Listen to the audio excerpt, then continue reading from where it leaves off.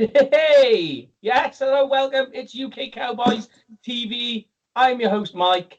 And we are joined this week, by the one and only Jamie Smith and Brian Gaynor. How are we both doing, guys? You all right? Good weekend. How are you all? Doing excellent. Just back from Mexico. Woo! Tequila. Yeah. Oh, yes. Yeah, plenty of that. Well, funny enough, I run out of Desperados. So, yeah, it's quite ironic. Yeah. So, I'm on the apple juice. Oh, Jesus. Shout out to our number one fan, Ken. Yeah. Brought back a couple of nice cohitas from Mexico. Oh, yeah. Yeah. Well, I mean, of course, the main thing, the highlight of the weekend, of course, is that the Cowboys came away with a big W. Indeed. Liking that. I mean, it was in the cards, but yes. The Cowboys at AT&T played the Dolphins. Final score 31-6. Dolphins only scores coming in the first half from 2 field goals, although it could have been 9 if Jason Sanders hadn't missed his first attempt. But what we'll do, we'll just dive straight into it then, all right? Offense, right? We'll go alphabetical order, so we'll go with Brian. Give me 2 players on the offense, 2 plays or 2 highlights, whatever you want. Your 2 main points on the offense that really stood out to you in this game. Well, I'm going to start with a group because I think I know who Jamie might go for here. So I'm going to say the offensive line. I think the offensive line just looked so dominant last night. I mean, Miami could get, like, it's hard to say they even have pass rushers, seeing as who they picked up off the waiver wire last week. But the offensive line just gave Dak so much time in the pocket. He had too much time, to be honest. And we could see that, like, when he threw the interception, he was so comfortable and scanning the field, and there was no pressure on him at all. So it's great that the offensive line, I know we're going to cover this a little bit later, that they're healthy. Yeah. They all look strong, and they're not getting a lot of pressure at Dak. So Dak is just able to do Dak things, and he's really balling out. He's really earning that big $40 million contract we're all thinking of. Well, all right. Jamie, for yourself, 2 players, 2 plays, 2 highlights. What is it for you? What stood out? I think the first one was probably the 3rd and 20 in the first half when Dak rolled out to the right and he had Jason Witten open. I think with how well we started and then we kind of went a bit sluggish towards the half, that play probably give us a bit more confidence going forward. And again, it just showed that we can spread the ball around rather than just looking for somebody like a Cooper or hand it off to Zeke. And then the second play for me was the touchdown from my man Pollard. It just shows how elusive he is. Like, the middle out to the left, and he was in, and he's going to be an abs. And I said it in pre-season, he's going to be an absolutely brilliant compliment to Zeke, and that showed it.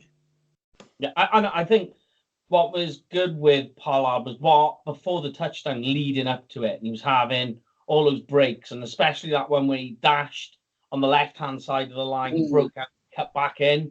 I mean, that he just had, he was snapping ankles at that point, you know. I mean, oh yeah, I mean I agree. Pollard was just on fire. But looking at the offense, right, we've got Amari Cooper, 88 yards, 2 touchdowns. The guy, as we all expected, is absolutely flying in the offense so far. The first 3 games, but of course, so is Zeke, coming away with over 100 yards, 125, in fact. I'm trying to look now. What was his average? I can't remember what his average was. I think it's somewhere around in the 4.4 mark, I think. Somewhere around. But out of the 2, and we're going alphabetical order again, so we'll let Brian take the reins. Amari Cooper or Zook? Zook? Zook? Who's Zook? Amari Cooper or Zeke, right? Who was more important in this game as a playmaker? In this game as a playmaker, I am going to be controversial here and say Zeke. Oh, okay. Because I think in a game where we had 2 running backs go over 100 yards, the fact that Zeke had no ego about Pollard getting in, getting yards, getting his touchdown, wasn't looking to get in on the touchdowns. Everything around in this offense is built off Zeke, and Zeke being the bell cow. And every team, their secondaries, their linebacker, are all looking to see where's Zeke, what's he doing, where is he going to be. Because he's so effective and he can catch the ball or take the ball out of the backfield and make significant yards, he always has to be an item. He has to be man-marked, more or less. So that opens up the game for Cooper. And obviously then also it opens it up for Pollard to come in when the two of them are on the field together. So for me, I'm going to say Zeke. All right. Yeah. Jimmy, you going with the same, or do you think it was Amari? I think his average last night was 6.6 yards a carry, which is insane. Probably going to be a little bit of a fence sitter, and I'm going to say them both just for the fact that when one's on it, the other one generally is. We know what Cooper's like. He can stretch the field. He can come across the middle. I think having him do things like that takes a little bit of pressure off Zeke, because he's not having to kind of combat as many people that, when they're on the field together. Cooper's stretching it. The defense is going to move with him, and then say Zeke's going to do it. And Zeke is just Zeke. They say put 10 in a box and Zeke could probably still come out with. And it's just the guy's got that never say die attitude, and it helps having falling forward as well, doesn't he? You know. Yeah, and same. And when he's on the field, if it's setting up to look like they're going to run, it then helps Cooper more, because then that field is open in the secondary for Cooper. So it's probably a bit of a lame answer, but I'm going to go for them both just for the fact that they both help each other out so much. Yeah. No, I like it. Of course, another guy who was quite instrumental in the win, you mentioned him a bit earlier, Jimmy, was Jason Witten. His role in the win, he caught 3 of his passes for 54 yards. Now, I said at the start of the season, in one of the first episodes, I expected Jason Witten to be a red zone target. Didn't really see that. It was more in the middle of the field and on those long third down plays where he came into his own. But for you guys, I'll start with you this time, Jamie. What do you think Jason Witten, his role in this win? What sort of role did he play in it? A big veteran presence on the field. He's clearly shown that he's had a year out, but he hasn't lost a step. He's kind of just he's come back to how he left. He was still playing at a considerably high level, and just having him on that field gives everybody that extra 5, 6, 7% that in games like that, where at times it felt like, is it going to be one of them games where we underestimate the Dolphins a little bit because of the bad run that they've been on, and then Jason Witten comes up with a play like that, and it just spurs everybody else on to rally around and be on that same level.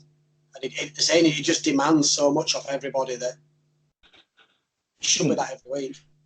Yeah. All right, Brian, what about you? Jason Witten, what do you think was most instrumental with him being a part of the win? I think like that, it was that 3rd and 20 play. You know, you knew as soon as they were going into the huddle and the ball was heading towards Witten, you just knew he was going to catch it. You know, there was no doubt about it, and you knew it was the play to go for. You know, you're not gonna try and stretch the field when you know you have a guy as big and talented as Jason Witten is. Yeah. You know, throw it to him. You can throw it to him high, you can throw it to him low, and he will catch the ball, and he will securely catch it. And that's what you want. Like, I think he wasn't as much of a red zone threat this week, which is fine. You know, I also want to see Darwin get a chance at that as well. And Schultz got a couple of other plays during the match, which wasn't great. Yeah. But, you want to see the love being spread around the team, that it's not Jason is always going to be the red zone threat, because teams are going to key off that then. They're going to be looking for Witten. And that was the part that I was trying to allude to there, is more that we expect Jason Witten to be that red zone target, but this week it was the opposite. He was the infield guy on those long, and like that basically put it down to Kellen Moore's play calling. But like, when you look now, they go to the Saints, just turn around and they're like, well, now we've got to cover Jason Witten because he's making open field plays in the middle of the field, Yeah. But something also as well you touched on as well, your highlight, Brian, the O-line. Since you started with it, we'll stick with you, Brian. What was the strengths and weaknesses this week then of the O-line? For me, I think the fact that all 5 guys seem to be injury-free, it just, they look so much better. They look healthy. They look big. They look mean. They look like they want to hurt people. I mean, I'd hate to meet any of them in a back alley, these guys. And props to Connor Williams in particular. He's really bulked up. The whole O-line now is opening up the holes. As we said, they gave the lad, we had 2 lads over 100 yards.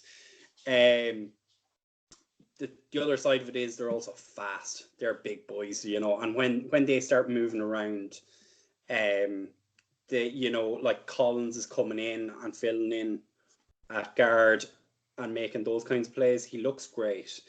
The big weakness, though, is we're still giving up penalties. Okay. It does kill us, and as I say, it forces into long situations there. With the size we have on the O-line, you shouldn't be giving up penalties. Yeah, I mean, we'll come back to the penalties because I got a little tidbit on that. But O-line, for yourself, strengths and weaknesses. I think Brian touched on the weaknesses. It's the penalties. You see them creeping every now and again.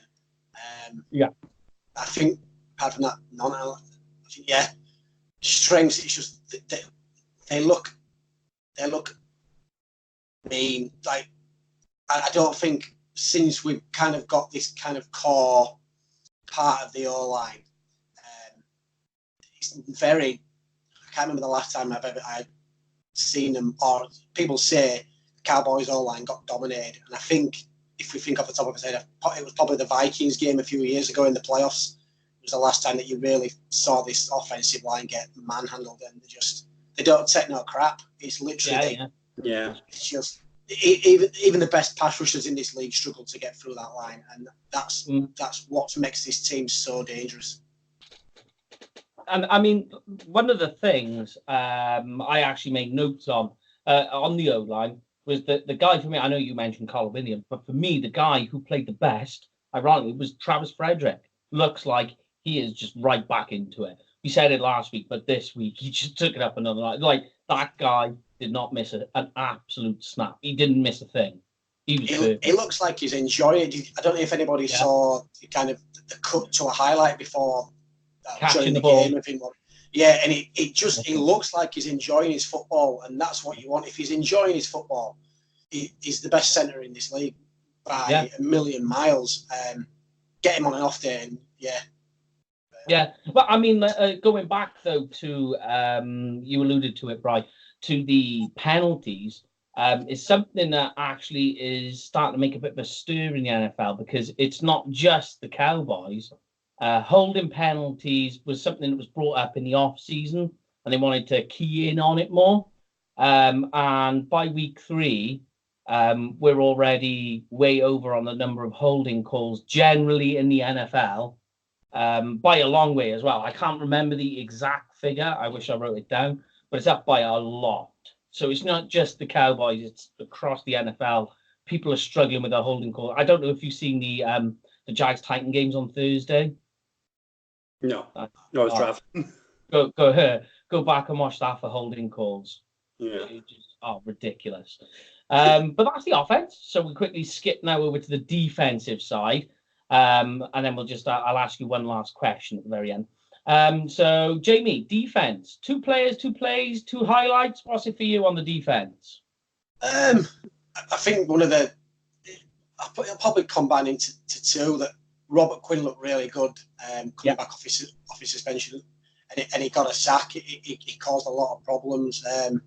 It was nice to see us get more than 1 sack. I know we've been really stingy in that position, and we said a few weeks ago, didn't we, that we would probably start seeing this creep in and getting more. But yeah, I think both of the highlights for me was probably actually no, sorry, I'll tell that. I'll put it, unless Brian's going to put it in. I think he knows what I mean. If he's going to say it, I won't say it. I'll let you have the honour. Don't you dare. I'll leave that out. So for me, both of them, Quinn, he looked the player that we want to bring in, and he got his first sack of the season as well. Yeah. All right, then. Well, I mean, I'll ask you both this while you're on the subject of Robert Quinn. For a debut, was that good or bad then for the Cowboys? For his Cowboys debut? I think for me it was solid. It was unspectacular. And to be fair to the guy, like he didn't play preseason, to get a sack in his first effective game in 8-9 months, that's not bad going. And I think he will get better. Teams are still going to try and double team Tank. Yeah. And I still think they're gonna eventually let Quinn. They're going to have to key on Quinn, and that is then going to lead to the resolution of one of our big problems. Yeah. Since that got released. But what about you, Jake? Yeah. Do you think it's a good debut then, since you brought him up? Yeah, like Brian said, it's his first competitive football for 8-9 months. And his motor looked like he'd had a full pre-season. When Rosen went out of the pocket a few times to either side, and he just kept on plugging away and having a go. And a couple of times, he almost got to him. If it wouldn't have been for Rosen getting rid of the ball, I think he'd have had a couple more added on to his stats. But yeah, his motor looked good, yeah. So I'd say it was a solid one for his first go. Okay. But going back to Brian, you're on the defensive side. 2 players, plays, highlights. What's it? Two players for me. Jalen Smith. I mean, the guy tackled everything that moved. Yeah, 2 Jalen Smiths. I mean, at times it looked like there were 2 of them on the pitch. He was all over the place.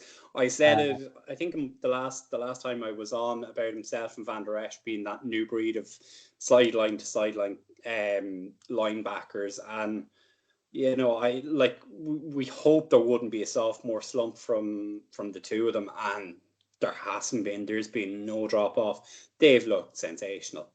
I mean, numbers are. Yeah, they're just putting up huge numbers, and then apologies. I for some reason my tablet just completely cut off, so I had to go on the phone. Apologies. It's all right. You're back in the room, mate. Yeah. And we've already covered the Heath one as well, so. But that huge monster hit. Oh, that was an awesome hit. It was obviously it was the other highlight. I mean, God help Alan Hearns. I know. He has no luck. Like, as soon as I've seen it, I was like, oh no. Because you're like, Jeffy, what a smash. But you got to remember that Hearns, he is a Cowboys player, like while he was here, he was renowned for being a nice guy. So you can't help root for him, Yeah. It was just a shame, I think, as well, that a lot of the Dolphins players complained that it was a dirty hit, and everybody that knows Jeffy, it's not a dirty play. When you watch the replay, there was no malice in that. He was literally going for the ball, and he was going to make a legitimate tackle. Yeah. I mean, he wasn't even making a tackle. He was making a play on the ball. And it just so happened to collided. Because, obviously, previously, the previous week, they were said, look, don't play the man, play the ball. So that was exactly what he was doing there. It just so happened that they kind of collided in midair, and, it was going to come out one worse than the other. Yeah, it looked like that. The interception he had last season, I think it was on Alex Smith, where he was just kind of coming across the middle and took everything with him. He just. But unfortunately, Hearns was just that little bit too solid, and he ended up cleaning out Hearns with the tackle. He did, or not the tackle. The fact he just had eyes for the ball and was just going full pelt for the ball, smashed straight through it. Oh yeah, it was a hell of a collision. Yeah. But talking collisions, we'll talk about Tank. So would you say he's quietly getting done or needs to do more? Jamie? He needs to do more for me. Yeah. I'm probably going to get a bit slated for that. I just think he's been given that huge contract, and I just think he's got to. Not that he wasn't worth it before, but I think now he's got it. He's got to be on it every single game. He's going to be scrutinised by, I think, the NFL world just for the fact that he's got this huge contract, and that people are going to want to see that he deserves it. I just think we still need to see a little bit more from him. It was better this week. Don't get me wrong. I just think we need to see a little bit more from him. Okay, Brian, agree? Yeah, I'm not going to disagree with Jamie. Like, to be fair, I think he has a sack in each of the 3 games so far this season. Yeah. But I think kind of what we were saying earlier about the fact you now have Robert Quinn, you do have a second huge defensive end threat. Yeah. And teams are not next week and maybe not the week after, but from week 6 on, teams are going to have to count for both of them, which is going to free up Tank a little bit. Yeah. So I would next week be looking for Quinn to maybe pick up 2 sacks, and then teams will suddenly go, oh shit, we have to account for Quinn, and then Tank's numbers are going to go. Yeah, especially when they're going to want to cover Quinn a bit more because he's obviously he's on your side. Yeah. Okay. So my final question for you guys: the first half, right? We was on the live chat. We were having a lot of discussion on there, various other places. So you know where I'm going with this. Not so much the first quarter, more the second quarter, but generally the first half had this air of like the whole team seemed unfocused and almost as if they were in a rush to get the win. Forgetting that they're playing an NFL team, albeit maybe the worst NFL team, but still an NFL team. But for you guys, what do you think they were doing? What was going wrong in the first half? And obviously, we know the second half, they just came out and exploded. But what went wrong in the first half then? Brian, go with you. I think what went wrong in the first half for me was we had 3 defensive starters out. Yeah. 2 Woods boys and Crawford. So there was a little bit of adjustments there. Once they made the adjustments, they were fine. I think it was just we're down 3 starters and they had to make up for it. On the offense, I think they might have just read a bit too much into the fact that they were 23-point favourites. Right, we should be able to cover the spread, and just a little bit lethargic. Also with Michael Gallup being out. That didn't help, and I think the fact that Devin Smith really didn't have a big play, Randall Cobb didn't have a big play. I think it was just a general lethargy, and I'd say once they got into the locker room, Garrett chewed their asses out. Oh yeah, I think from like when you saw the scrum after the match, you could see the way he was talking about the conversations they had at halftime and let's be driven, drive. Yeah, I definitely think as well, Chris Richard, because let's be fair, he seems, I don't know him personally, but from what I've seen, he seemed fairly vocal. So I can imagine he had a word or two when the doors were closed. But Jamie, what do you think? What was it for you that was going wrong in the first half of the Cowboys? I think we just got complacent and we got away from the game plan. It was working well. We were spreading the ball around. The run game was working, and I think, like Brian said, that we were just such favourites before the game that we got into that 10-point lead pretty early, and was like, and it was just like the thought or the feeling was that they were just going to walk the game and they wouldn't have to stick to the game plan as much. And like you say, I think they got into the half. It probably came at the right time because Miami was coming back. They could have punched in a score. And like Brian said, they probably got their asses chewed off at half time, and it clearly showed because they come out on point straight away in the second half, and they looked hungry at all the second half. They didn't let up. Yeah. They didn't seem deflated either. You know, like there was a drive in the second quarter. I can't remember which one it was, and there was one part, and you could just see Dak. You know, he's throwing the ball down, and you just see him huffing, and you know the slopey shoulders. You could just see it, like as if like they just